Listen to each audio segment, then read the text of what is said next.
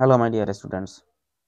आज हम आप लोगों के लिए केमिस्ट्री का सब्जेक्टिव प्रश्न लेकर आए हैं जो कि आपके एग्जाम की दृष्टि से बहुत ही महत्वपूर्ण है।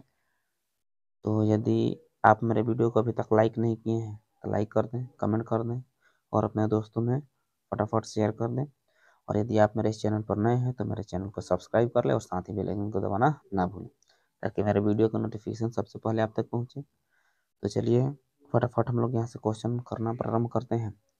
तो सबसे पहले हम देखते हैं क्वेश्चन नंबर 1। ठीक है, यानी कि पहला प्रश्न है, अरे कार्बनिक यौगिकों के गुणों को लिखिए। तो कार्बनिक यौगिक के गुण कौन कौन से हैं, हमें उन्हें बताना है। तो कह रहा है, सबसे पहले आंसर देख लेते हैं। कह रहा है कार्बनिक यौगिक के गुण निम्नलिखित है, या लिख सकते हैं कार्बनिक यौगिक के गुण इस प्रकार है। तो कैसे हैं, यानी कौन कौन इसके गुण हैं उसको देखते हैं। तो सबसे पहले कह रहा है, तो पहला गुण, अधिकांश कार्बनिक यौगिक अच्छे विद्युत के चालक नहीं होते हैं। इसका मतलब क्या है कि जो कार्बनिक यौगिक होते हैं वह मतलब मैक्सिमम वह विद्युत का चालन नहीं करते हैं, यानी कि वह विद्युत के क्या होते हैं, कुचालक होते हैं। ठीक है, दूसरा देखते हैं, और इसके गलनांक एवं क्वथनांक निम्न होते हैं। यानी इसका जो गलनांक और क्वथनांक होता है वो क्या होता है, निम्न होता है, उच्च नहीं होता है। तीसरा पॉइंट, इनके परमाणुओं के बीच प्रबल आकर्षण बल नहीं होते हैं, यानी कि इनके जो परमाणुओं के बीच होता है स्ट्रॉन्ग अट्रैक्टिव फोर्स, ठीक है, यानी कि प्रबल आकर्षण बल वो नहीं होते हैं। चौथा पॉइंट, इन यौगिकों के अबंध आबंध से आयन की उत्पत्ति नहीं होती है। अगर इनका कोई बंधन वगैरह हो जाता है, बॉन्ड वगैरह होता है, तो इससे कोई आयन की उत्पत्ति नहीं होती है, ये भी ध्यान में रखेंगे हम। पांचवा इसका गुण करा है, ये जल में घुलनशील नहीं होते, यानी कि जल में घुलते नहीं है, लेकिन petrol, diesel, carbon disulphide जैसे कार्बनिक पदार्थों में घुलनशील होते हैं। अब देख लो, जो कार्बनिक यौगिक होते हैं वो जल में क्या होते हैं, अघुलनशील होते हैं, लेकिन petrol, diesel, carbon disulphide जैसे कार्बनिक यौगिक पदार्थ जो होते हैं उनमें अगर इसको घुलाया जाए तो क्या होते हैं, घुल जाते हैं। ठीक है, ये हमारा क्लियर हो गया। अब हम चलते हैं इसके बाद से क्वेश्चन नंबर 2 देखते हैं। इसका कह रहा है कि कार्बनिक यौगिकों की संख्या इतनी अधिक क्यों होती है। जो कार्बनिक यौगिक होते हैं उनकी संख्या काफी अधिक क्यों होती है, इसका कारण क्या है। तो आंसर देख लेते हैं। इसका कारण क्या है, क्योंकि कार्बन परमाणु अन्य परमाणुओं के साथ इलेक्ट्रॉनों को साझा कर यौगिक बनाते हैं। यही कारण है कि कार्बनिक यौगिक की संख्या क्या होती है, अधिक होती है। तो जो कार्बन यौगिक होते हैं, यानी कि कार्बन के जो परमाणु होते हैं, वो अन्य परमाणुओं के साथ क्या करते हैं, अपने इलेक्ट्रॉन को साझा करके यौगिक बना देते हैं। ठीक है, और यही यौगिक बनाने के कारण इनकी जो संख्या वो काफी क्या होती है, अधिक होती है। चलते हैं इसके बाद क्वेश्चन नंबर 3 देखते हैं। क्वेश्चन नंबर 3 कह रहा है कि कार्बन के 4 यौगिक के नाम लिखे। तो कोई भी कार्बन के 4 यौगिक के नाम लिख देना है। जैसे पहला है एसिटिक एसिड, जिसका सूत्र यहाँ पर दिया गया है CH3COOH। दूसरा है क्लोरोफॉर्म CH2Cl3, क्लोरोफॉर्म का फॉर्मूला है। Ethanol CH3CH2OH। Methane CH4। ये क्या है, ये यौगिक है, इनके नाम और यहाँ पर सूत्र है। आगे बढ़ते हैं, इसको आप ध्यान में रखिएगा। क्वेश्चन नंबर 4 देखते हैं। तो जो क्वेश्चन नंबर 4 है वो क्या कहता है, अरे कार्बन यौगिकों के 3 रासायनिक गुण धर्म का उपयुक्त रासायनिक अभिक्रिया के साथ उल्लेख करें। कार्बन के जो यौगिक होते हैं उनके 3 रासायनिक गुण धर्म का उपयुक्त रासायनिक अभिक्रिया के साथ, यानी रासायनिक अभिक्रिया दे दे के बताना है। तो चलते हैं, सबसे पहला कार्बन यौगिक ऑक्सीकरण अभिक्रिया के फलस्वरूप ऊष्मा एवं प्रकाश उत्सर्जन करता है। समझ में आया, यानी कि जो कार्बन यौगिक होता है जब उसका ऑक्सीकरण अभिक्रिया होगा तो उस वक्त ये क्या करता है, ऊष्मा एवं प्रकाश उत्पन्न करता है। जैसे यानी कि CH2OH का रिएक्शन हुआ, एरो CO2 बनेगा और H2O बनेगा, और उसके बाद क्या होगा, ऊष्मा और प्रकाश दोनों उत्पन्न होगा। ठीक, एक और देखते हैं यहाँ पे CH3CH2OH प्लस O2 के साथ इसका अभिक्रिया होगा तो क्या बनेगा, CO2 बनेगा, H2O बनेगा, और क्या होगा, ऊष्मा उत्पन्न होगा और प्रकाश उत्पन्न होगा। ठीक है, इसके बाद आगे देखते हैं दूसरा। दूसरा क्या कह रहा है, यानी कि एथेनोइक अम्ल, यानी कि जिसका फॉर्मूला क्या होता है NaOH के साथ अभिक्रिया, इसका एथेनोइक अम्ल अगर क्षार के साथ अभिक्रिया, किसके साथ, NaOH क्षार है, इसके साथ अगर अभिक्रिया कराई जाती है तो सोडियम एसीटेट का निर्माण करता है। कौन, यानी कि एथेनोइक अम्ल जब क्षार के साथ अभिक्रिया कराई जाती है तो सोडियम एसीटेट का निर्माण होता है। जैसे ये हो गया NaOH, इसका अभिक्रिया कराएंगे किसके साथ, CH3COOH के साथ, तो क्या हो जाएगा CH3COONA और क्या होगा H2O बनेगा। ठीक है, आगे देखते हैं तीसरा। तो तीसरा हमारा क्या कह रहा है, और कार्बन यौगिक एथेनॉल सोडियम के साथ अभिक्रिया कर सोडियम एथॉक्साइड तथा हाइड्रोजन गैस मुक्त करता है। यानी कि जो कार्बन यौगिक एथेनॉल होता है, एथेनॉल जो है वो सोडियम के साथ अभिक्रिया कर कराई जाती है तो क्या बनाता है, सोडियम एथॉक्साइड बनाता है तथा हाइड्रोजन गैस मुक्त करता है। यहाँ पर देख लेते हैं 2Na प्लस 2CH3CH2OH का अभिक्रिया कराया गया है तो क्या बना है यहाँ पे C2CH3CH2O और Na प्लस यानी कि आयन प्लस हाइड्रोजन गैस यानी H2O मुक्त हुआ है। बात समझ आ गया, आगे चलते हैं। इसके बाद क्वेश्चन नंबर 5 कह रहा है कि समजातीय श्रेणी किसे कहते हैं, समजातीय श्रेणी किसे कहते हैं। तो कार्बन के यौगिकों का एक ऐसा समूह होता है जिसकी संरचनाएं तथा रासायनिक गुण समरूप होती हैं तथा दो क्रमागत सदस्यों के बीच CH का अंतर होता है, समजातीय श्रेणी कहते हैं।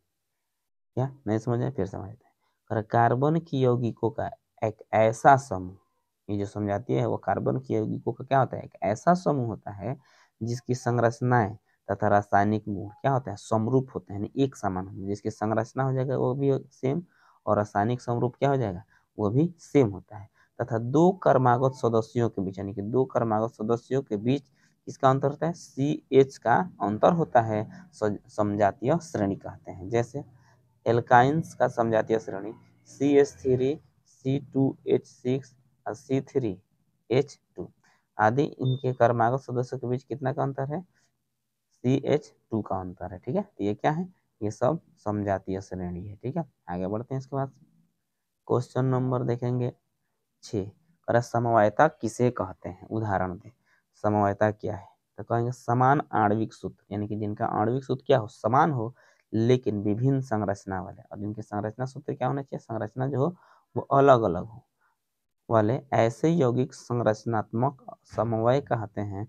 और ये दो यौगिक ब्यूटेन के समवाय कहे जाते हैं। ब्यूटेन के दो समवाय नॉर्मल ब्यूटेन और आइसोब्यूटेन है, इस गुण को समवायता कहते हैं। चलिए फिर समझ लेते हैं। कह रहा है समवायता किसे कहते हैं, कि समान आणविक सूत्र लेकिन विभिन्न संरचना वाले ऐसे यौगिक संरचनात्मक समवयन कहलाते हैं। ये दो यौगिक ब्यूटेन समवायी कहे जाते हैं, यानी कि इसके दो यौगिक कौन है, ब्यूटेन के समवायी कहे जाते हैं। कौन कौन है ब्यूटेन के दो समवायी, नॉर्मल ब्यूटेन और आइसोब्यूटेन, और इसी गुण को हम क्या कहते हैं, समवायता कहते हैं।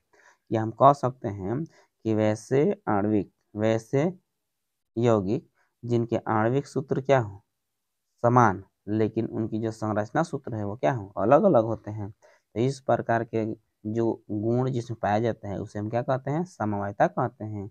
और इसके दो उदाहरण हैं, कौन कौन, नॉर्मल ब्यूटेन और आइसो ब्यूटेन होते हैं। ठीक है, चलिए इसके बाद हम देखते हैं क्वेश्चन नंबर 7। वही क्वेश्चन फिर यहाँ पर रिपीट कर रहा है कि समवायता किसे कहते हैं, उदाहरण दें। तो समवायता किसे कहते हैं, उदाहरण के साथ हम बताएंगे यहाँ पे कि समान आणविक सूत्र लेकिन विभिन्न संरचना वाले यौगिक संरचनात्मक समवयन कहलाते हैं। ये दो यौगिक ब्यूटेन के समवायी कहे जाते हैं। ब्यूटेन के दो समवायी नॉर्मल ब्यूटेन और कौन है, आइसोब्यूटेन है। इसी गुण को हम क्या कहते हैं, समवायता कहते हैं।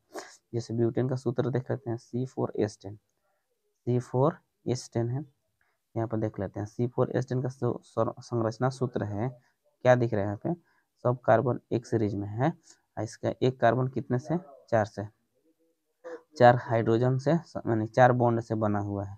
ठीक है, अब यहाँ पर देख लेते हैं आइसोब्यूटेन का। यहाँ पर आइसोब्यूटेन दिख रहा है ना, इसमें क्या है कि 3 कार्बन एक सीरीज में है, एक अलग यहाँ पर अलग है। ठीक है, और ये सभी क्या है, हाइड्रोजन से मतलब बॉन्ड बनाए हुए हैं। तो यहाँ पर इस फिगर को आप लोग मतलब इस संरचना सूत्र को आप लोग ध्यान में रखिएगा। ठीक है, ये है नॉर्मल ब्यूटेन का और ये क्या है, आइसोब्यूटेन का। ठीक है, आगे बढ़ते हैं। इसके बाद से हम देखते हैं क्वेश्चन नंबर 8 और एथेनॉल के कुछ उपयोगों को लिखें। तो एथेनॉल के क्या क्या उपयोग हैं वही देखेंगे।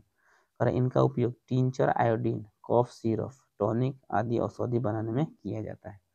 यानी इसका उपयोग होता है टिंचर आयोडीन में, यानी कि कफ सिरप यानी कि टॉनिक वगैरह जो दवाई वगैरह होता है उसको बनाने में इसका उपयोग किया जाता है। यानी खांसी वगैरह का सिरप जो बनाया जाता है ना उसमें इसका उपयोग किया जाता है। दूसरा, इसका उपयोग पीने में होता है। एथेनॉल पिया जाता है, दारू वगैरह जो होता है इसमें उसकी मात्रा रहती है। शुद्ध अल्कोहल का उपयोग घातक होता है। अगर शुद्ध अल्कोहल हम का सेवन करते हैं तो वो हमारे लिए क्या होगा, घातक साबित होगा, यानी कि हमारे को नुकसान पहुंचाएगा। 9 नंबर देखते हैं।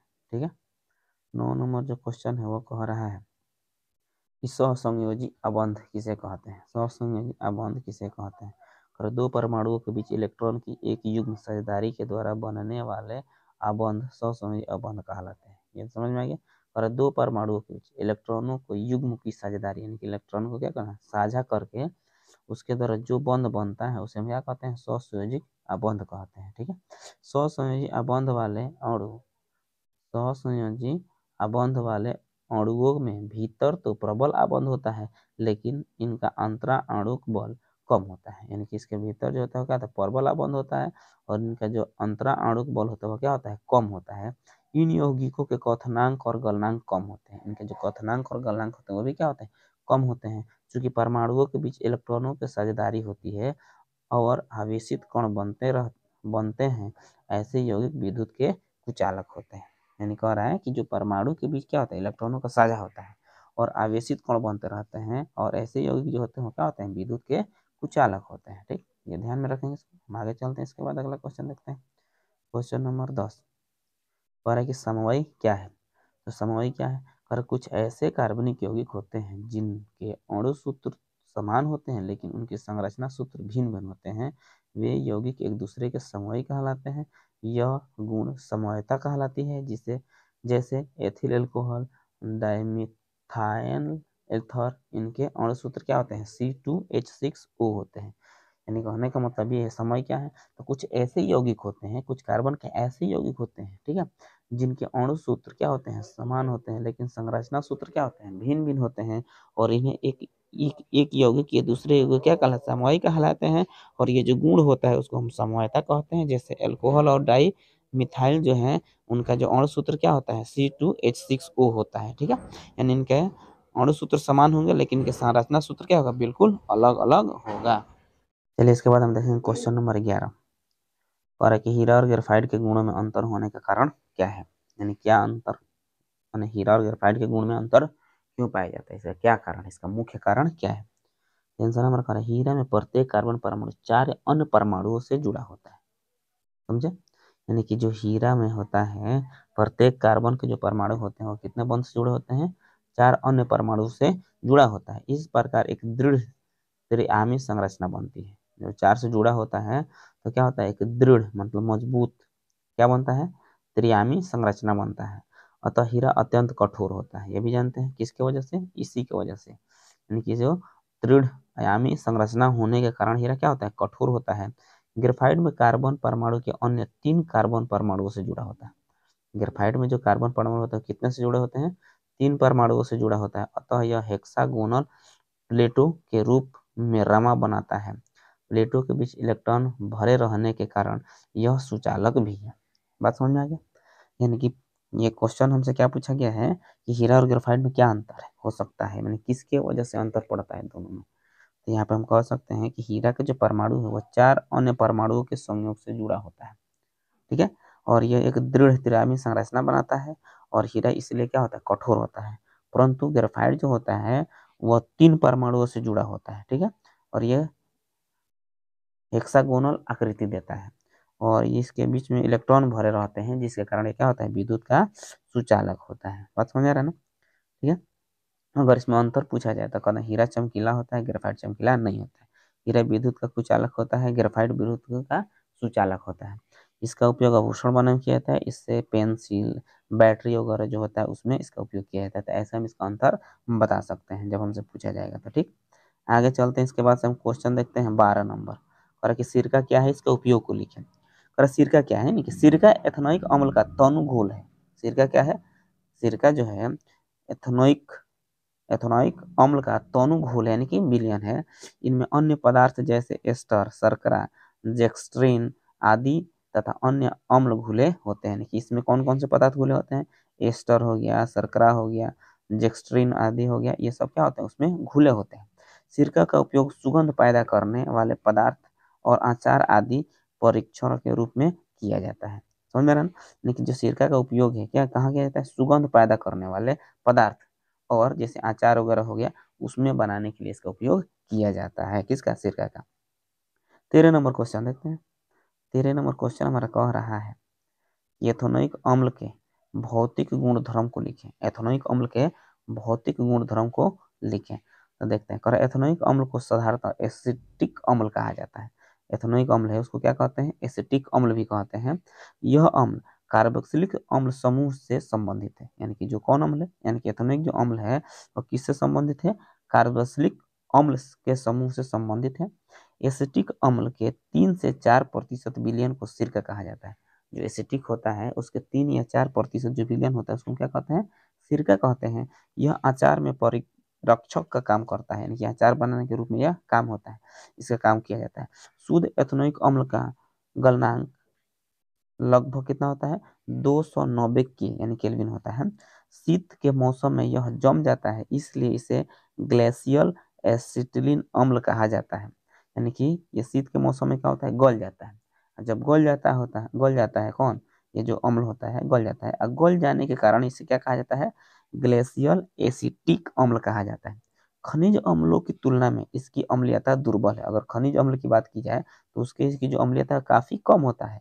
यह आयनीकृत नहीं होता है। यानी कि इसमें आयन का आदान प्रदान नहीं होता है।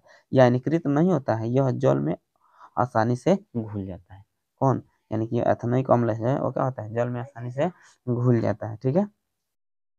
चलिए इसके बाद हम देखते हैं क्वेश्चन नंबर 14। तो क्वेश्चन नंबर 14 क्या कह रहा है? कह रहा है जीवाश्म ईंधन से आप क्या समझते हैं? इसका निर्माण कैसे होता है? तो कह रहा है करोड़ों वर्षों तक पृथ्वी के सतह के गहरे दबे हुए पौधों तथा पशुओं के अवशेष से प्राप्त ईंधन को जीवाश्म ईंधन कहते हैं। जैसे कोयला, पेट्रोलियम, ये सब क्या है? जीवाश्म ईंधन। यानी इसको हम समझ सकते हैं। जैसे कि मान लेते हैं कभी ये पृथ्वी पूरा मतलब एकदम हरी भरी रही होगी, कोई ऐसी घटना घटे जिसके कारण क्या आ गया? ऊपर वाला सतह कहाँ चला गया? नीचे चला गया। और नीचे वाला सतह कहाँ आ जाएगा? ऊपर आ जाएगा। और जब ये सारा दब गया, अब ऑक्सीजन की अनुपस्थिति में यहाँ पर क्या हो गया? जैसे कि जानवर होगा, पेड़ पौधे होंगे, ये जितने भी अवशेष थे सब क्या हो गए? पृथ्वी के अंदर नीचे दब गए। और दबे जाने के कारण ऑक्सीजन की अनुपस्थिति में वो सड़ने लगे, गलने लगे और गल कर क्या हुआ? एक ईंधन का निर्माण हुआ। और उसी ईंधन को हम क्या कहते हैं? जीवाश्म ईंधन कहते हैं। जैसे हो गया कोयला, पेट्रोलियम, ये सब क्या है? जीवाश्म ईंधन। ठीक है। वही कह रहा है करोड़ों वर्षों तक, यानी बहुत करोड़ों वर्षों तक, ठीक है, पृथ्वी के सतह के गहरे दबे हुए पौधे, पृथ्वी के सतह में जो क्या है उसके गहरे भाग में पेड़ पौधे जो दबे होते हैं, और जैसे क्या हो गया? पौधे हो गया, पशुओं के अवशेष हो गया, और इनसे जो अवशेषों से जो ईंधन प्राप्त होता है उसे हम क्या कहते हैं? जीवाश्म ईंधन कहते हैं। जैसे कोयला और पेट्रोलियम हो जाएगा। ठीक। आगे बढ़ते हैं। इसके बाद हम क्वेश्चन नंबर 15 देख लेते हैं।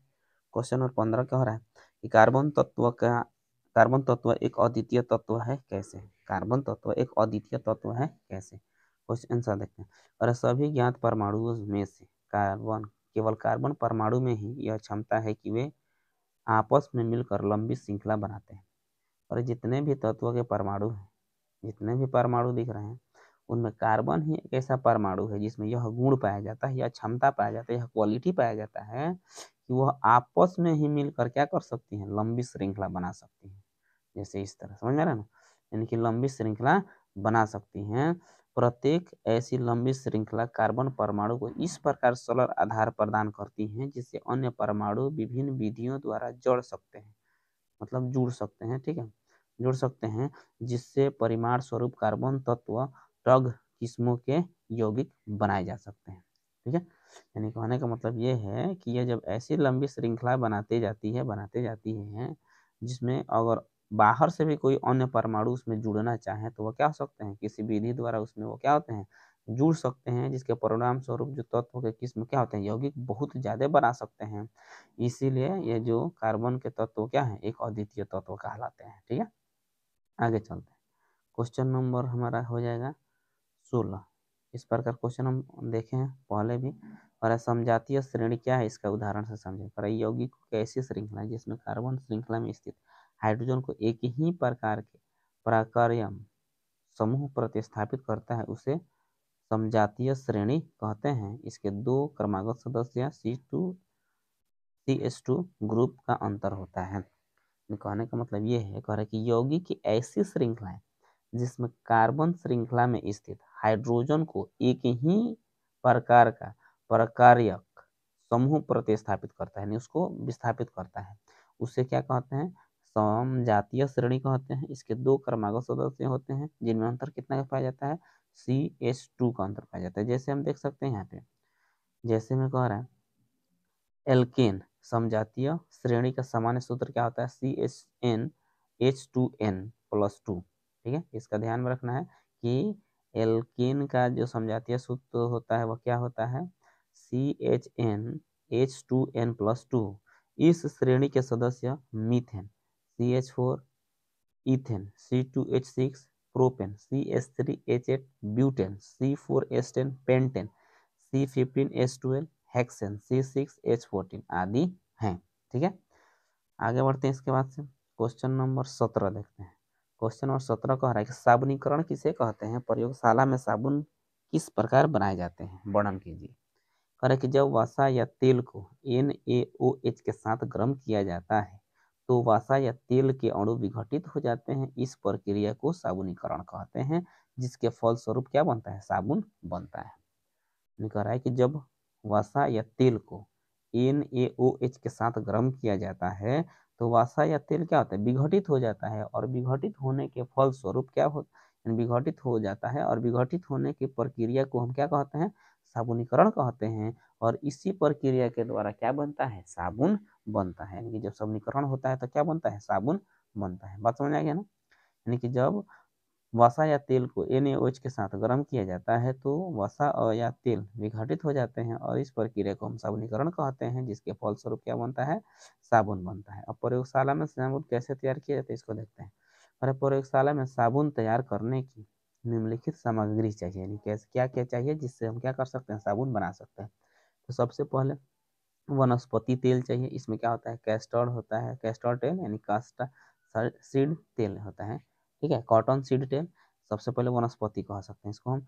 दूसरा हमको क्या चाहिए, सोडियम हाइड्रोक्साइड चाहिए या कास्टिक सोडा, इसको हम कह सकते हैं। सोडियम क्लोराइड चाहिए, जिसको हम साधारण नमक कहते हैं। ठीक, अब इसका विधि क्या है, मतलब कैसे इसको हम बना सकते हैं वो देख लेते हैं। तो विधि, एक बीकर में 20 ml कैस्टर्ड ले लेना है। ठीक है, और उस 20% 40 ml सोडियम हाइड्रोक्साइड घोल दीजिए। यानी कि उसमें क्या करना है, इसका 20% यानी कि 40 ml सोडियम हाइड्रोक्साइड को क्या करना है, उसमें घोल देना है। इस मिश्रण को धीरे धीरे उबालने तक गर्म किया जाता है। यानी उबलने तक, जब तक ये उबले नहीं तो धीरे धीरे गर्म किया जाता है। एक बार इसमें मतलब तेजी से आग नहीं लगाना है, धीरे धीरे गर्म करना है। इसे 5 से 10 मिनट तक उबाला जाता है। जब इसको क्या किया जाए, गर्म किया जाएगा धीरे धीरे, जब ये उबलने लगेगा तो कितना देर तक, 5 से लेकर 10 मिनट तक इसको उबालेंगे। अब बीकर में 5 ग्राम खाने वाला नमक डाल दीजिए। अब जिसमें बीकर है उसमें क्या करेंगे, 5 ग्राम यानी जो खाने वाला जो नमक होता है उसको हम क्या करेंगे, उसमें डाल देना है, और श्रृंखला पदार्थ को ठंडा होने दीजिए। अब उसको क्या करो, जब उसमें 5 ग्राम नमक डाल दिया गया, अब उसको छोड़ देना है ठंडा होने के लिए। ठंडा करने पर बीकर में साबुन जल बनता है, जिसे तब हटा लिया जाता है। अब देख लो, जब उसको छोड़ दिया जाता है, ठंडा हो जाएगा, तब क्या बनता है, साबुन जल बनता है। तब उसको क्या कहते हैं, वहां से हटा लिया जाता है, और साबुन क्या हो जाता है, तैयार हो जाता है। ठीक है, ऐसा प्रयोग करना है। आगे चलते हैं, क्वेश्चन नंबर 18 देख लेते हैं। ठीक है, तो 18 नंबर कह रहा है क्वेश्चन, अपमार्जक किसे कहते हैं, संश्लिष्ट अपमार्जक की संरचना बताइए, इसका प्रमुख लाभ लिखिए। चलते हैं, इसको देखते हैं क्या कह रहा है। कह रहा है उस तरह इसका, सफाई के लिए प्रयुक्त होने वाले पदार्थ को अपमार्जक कहते हैं। ठीक है, यानी कि सफाई के लिए प्रयुक्त होने वाले, यानी कि सफाई के लिए जिस वस्तु का हम प्रयोग करते हैं उसे क्या कहते हैं, अपमार्जक कहते हैं। जैसे कपड़ा में गंदगी लग जाता है तो उसमें अपमार्जक का प्रयोग किया जाता है, जिसको हम अपने बोलचाल की भाषा में सरफ कहते हैं।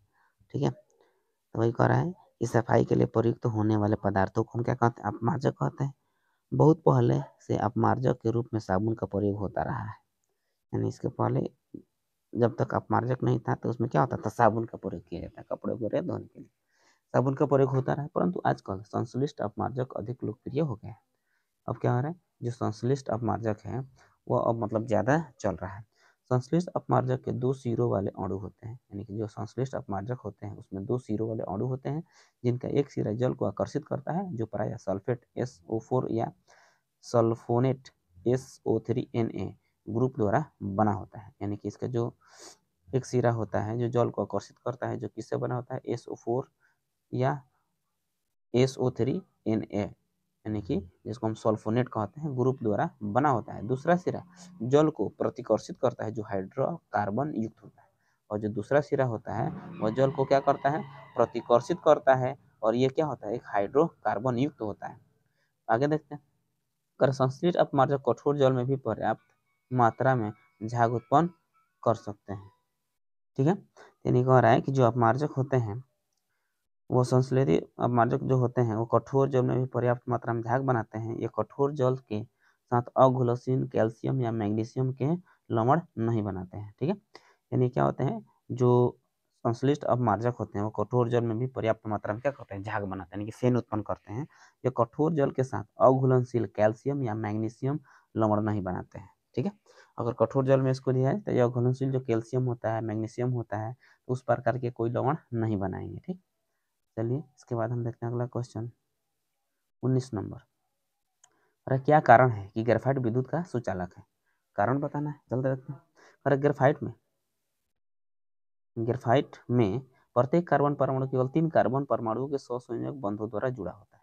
ग्रेफाइट में क्या होता है कि जो कार्बन परमाणु होते हैं वो केवल 3 कार्बन परमाणुओं के द्वारा बंधे होते हैं। ठीक है, बंधे होते हैं, जुड़े होते हैं, तथा जिस कारण ये षटकोणीय जाल की परतें बनाते हैं। किस प्रकार बनाते हैं, षटकोणीय, यानी कि षष्ठभुज कह सकते हैं, षटकोणीय जाल की परतें बनाते हैं। इनमें यानी कि यहाँ पर देख लेते हैं, और कि इनमें कार्बन परमाणुओं के बीच की दूरी अधिक होती है, और जब ये रचना बनता है तो उनमें क्या होता है, कार्बन परमाणु जो होते हैं वो एक दूसरे से अधिक दूर होते हैं। परतों के मध्य इस दूरी के कारण विपरीत परतों पर स्थित कार्बन परमाणुओं के बीच बंधों के बनने की संभावना समाप्त हो जाती है। यानी कि दूर होने के कारण इसमें क्या होता है, कार्बन के परमाणुओं के सहसंयोजक बंध होते हैं जो बनने वाले, उनकी संभावना समाप्त हो जाती है, यानी कि वो बन नहीं सकते हैं। और चौथे संयोजक इलेक्ट्रॉन स्वतंत्र छूट जाता है, यानी कि जो चौथा होता है उस पर इलेक्ट्रॉन का होता है छूट जाता है, स्वतंत्र पूर्वक रहता है। इसीलिए ग्रेफाइट इलेक्ट्रॉन का प्रवाह आसानी से हो जाता है, ग्रेफाइट में इलेक्ट्रॉन का प्रवाह आसानी से हो जाता है, और ग्रेफाइट विद्युत का सुचालक होता है। ठीक है, चलिए इसको फिर समझते हैं। और ग्रेफाइट में प्रत्येक कार्बन परमाणु जो होते हैं वो केवल 3 कार्बन परमाणुओं के संयोजक बंधों द्वारा जुड़ा रहता है, तथा जिस कारण इसकी आकृति कैसे हो जाती है, षटकोणीय जाल की तरह हो जाती है। इसमें जो कार्बन के परमाणु के बीच जो दूरी होती है अधिक हो जाती है। परतों के मध्य इस दूरी के कारण विपरीत परतों पर स्थित कार्बन परमाणुओं के सहसंयोजक बंधन, यानी कि बंधों एक बनने की संभावना समाप्त होती है। जब इसके बीच की दूरी अधिक हो जाएगी तो इसमें बंधन बनने की संभावना समाप्त हो जाती है, और जो चौथा जो सहसंयोजक इलेक्ट्रॉन होता है वह स्वतंत्र छूट जाता है। यानी कि जब चौथा स्वतंत्र छूट जाता है, और इसीलिए क्या होता है, इलेक्ट्रॉन में यानी ग्रेफाइट में इलेक्ट्रॉन का प्रवाह आसानी से होने लगता है, और ग्रेफाइट जो होता है वो क्या होता है, विद्युत का सुचालक होता है। ठीक है, आगे बढ़ते हैं। इसके बाद से हम क्वेश्चन नंबर देखेंगे 20। तो जो क्वेश्चन नंबर 20 है वो क्या कह रहा है, देख लेते हैं इसको। चलिए इसके बाद देखते हैं क्वेश्चन नंबर 20। रासायनिक संरचना के आधार पर साबुन एवं अपमार्जक में विभेद कीजिए, यानी कि अंतर स्पष्ट करना है। ठीक है, तो चलते हैं यहाँ पर हम देख लेते हैं। साबुन और अपमार्जक में निम्नलिखित अंतर है, शेडिंग बना लेंगे। उसके बाद लिखेंगे साबुन एक तरफ क्या होगा, अपमार्जक। पहला देखते हैं, ये सोडियम या पोटेशियम के उच्च वाष्यीय अम्लों के लवणों से बनते हैं, जिनके वाष्यीय अम्लों में 16 से 18 कार्बन परमाणु होते हैं। कौन, जो साबुन होते हैं वो सोडियम या पोटेशियम के उच्च वाष्यीय अम्लों के लवणों से बने होते हैं, जिनके वाष्यीय अम्लों में क्या होते हैं, 16 से 18 कार्बन परमाणु होते हैं। जबकि अपमार्जक ये लंबी श्रृंखला वाले बेंजीन सल्फोनिक अम्ल का सोडियम लवण या लंबी श्रेणी वाले एल्काइन हाइड्रोजन सल्फेट का सोडियम लवण होते हैं। ठीक है, यानी कह रहा है ये लंबी यानी कि लंबा श्रृंखला वाले बेंजीन सल्फोनिक अम्ल का सोडियम लवण या लंबी श्रेणी वाले एल्काइल हाइड्रोजन सल्फेट का सोडियम लवण होते हैं। इसकी जो संरचना सूत्र है, किसके, साबुन के जो संरचना सूत्र है C15H31COONA और C30 C17H35 COONA आदि है। इसकी जो संरचना है किसका, अपमार्जक के C12H25, यहाँ पे ये बेंजीन का सिंबल है, ठीक है, यानी कि ये ध्यान रखना, सॉरी इसको ध्यान में रखना है। SO3 एरो Na+, उसके बाद C12H25 OSO3 एरो Na+ आदि है। इनका अणु ये देख लेते हैं, इस आकृति को CONN होता है और इसका जो अणु होता है SONA होता है। इस फिगर को ध्यान में रखना होगा, ठीक है।